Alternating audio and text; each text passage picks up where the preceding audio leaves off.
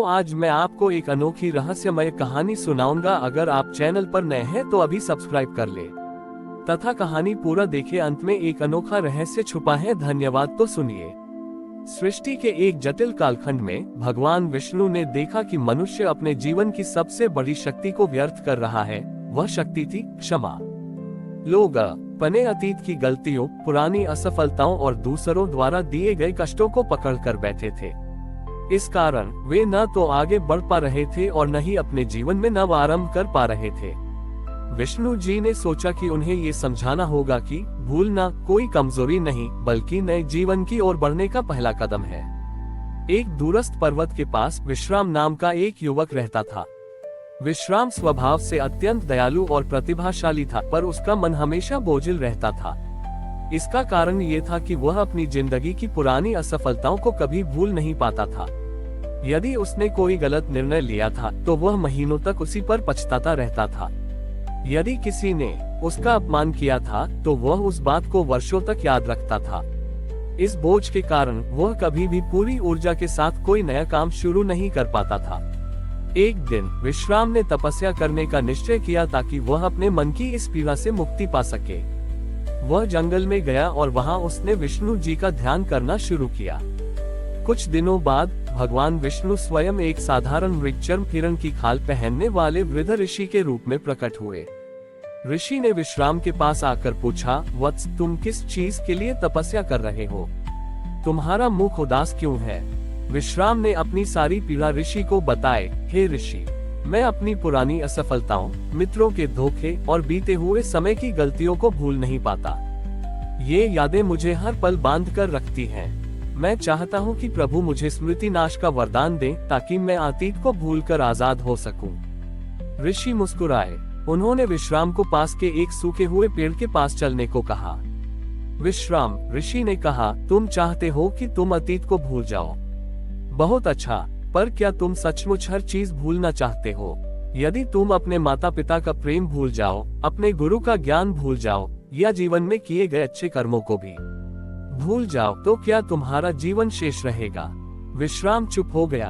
उसने महसूस किया कि वह सब कुछ नहीं भूलना चाहता।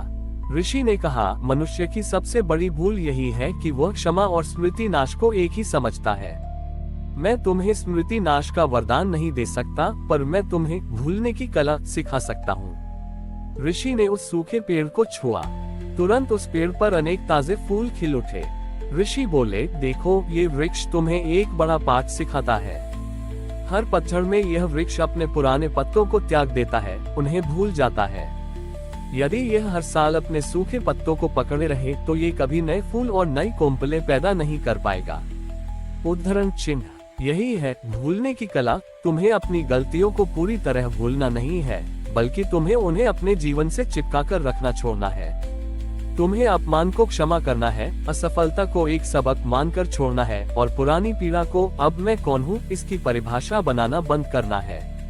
याद रखो विश्राम, यादें बोझ नहीं है, वे सबक हैं। जिस दिन तुम असफलता को ज्ञान मानकर और अपमान को परीक्षा मानकर छोड़ दोगे, उस दिन तुम्हारे जीवन में भी इस वृक्ष की तरह नए फूल खिल उठेंगे।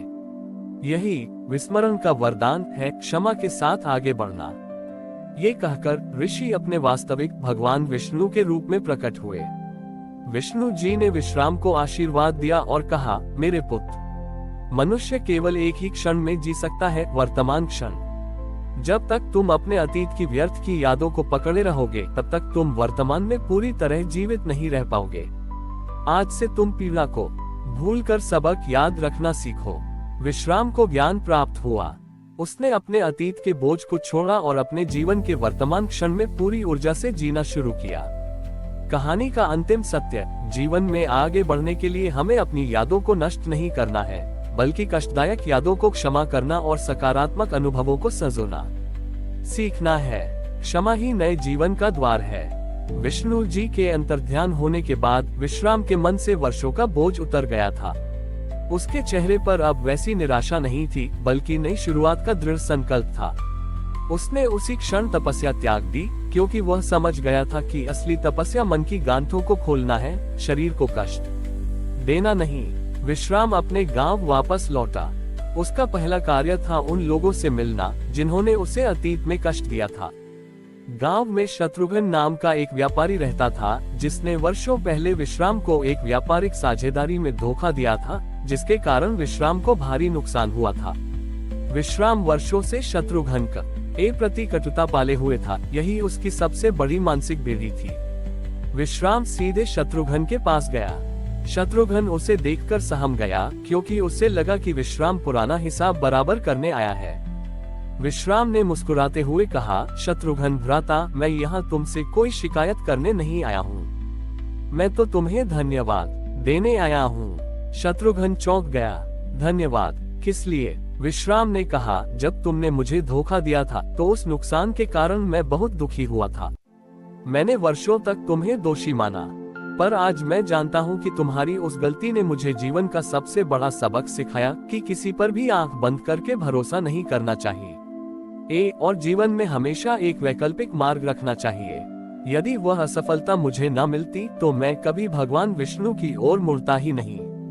तुम्हारी उस गलती ने अनजाने में मेरी सहायता की।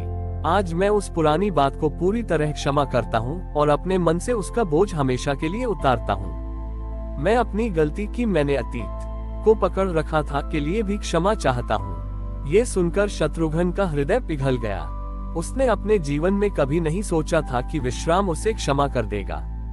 शत्रुघ्न ने विश्राम के पैर पकड़ लिए और अपने किए पर रोते हुए क्षमा मांगी।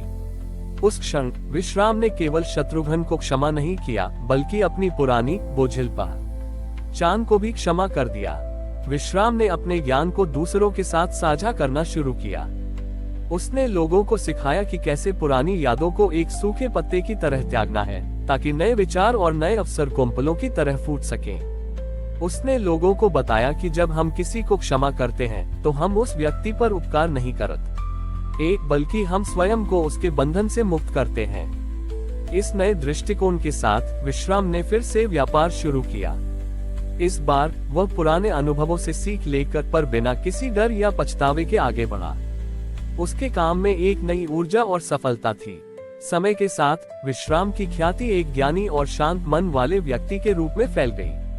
उसका गांव अब नव आरंभ के केंद्र के रूप में जाना जाने लगा, जहां लोग अतीत के बोझ को त्याग कर नया जीवन शुरू करने आते थे। विश्राम ने अपने शेष जीवन में यही सिखाया कि हर दिन एक नया अवसर होता है और सबसे बड़ी भक्ति अपने वर्तमान क्षण को अतीत के दुखों से मुक्त रखने में है। सबसे कठिन कार्य दूसरों को क्षमा करना नहीं है, बल्कि स्वयं को अतीत की गलतियों और दुखों के लिए क्षमा करना है। जब हम ऐसा करते हैं तभी हमें नया जीवन जीने का अवास्तविक वरदान प्राप्त होता है। हमारी और भी आध्यात्मिक एवं अनोखी कहानियां देखने के लिए हमारे चैनल पर जाएं तथा धार्मिक एवं पौराणिक अनोखी कहानियां हमारे चैनल पर है। कृपया जाके देखें तथा हमारे चैनल को सब्सक्राइब करके रखें और वीडियो लाइक जरूर करें। धन्यवाद।